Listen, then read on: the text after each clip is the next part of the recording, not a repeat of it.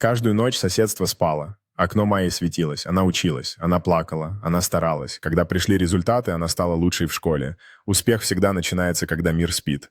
Родители Майи стоят за кухонным столом с гордостью обсуждая ее академические достижения, глядя на ее табель успеваемости.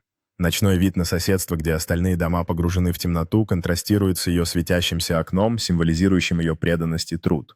Майя сидит на сцене, получая награду от директора школы, в то время как ее одноклассники аплодируют из зала. Крупный план награды в руках Майи, которая сверкает под светом сцены, демонстрируя слова «отличие в образовании». Майя идет домой под ночным небом, держа свою награду высоко с улыбкой на лице, отражающей ее радость и достижения. Уличный фонарь освещает путь Майи, создавая теплый свет на тихой улице, символизируя надежду и будущие возможности. Майя снова сидит за своим столом, на этот раз с уверенной улыбкой, планируя свои следующие образовательные цели с блокнотом и чашкой чая рядом. Коллаж изображений показывает Майю, участвующую в различных внеучебных мероприятиях, таких как клуб дебатов и научная ярмарка, иллюстрируя ее разностороннюю личность.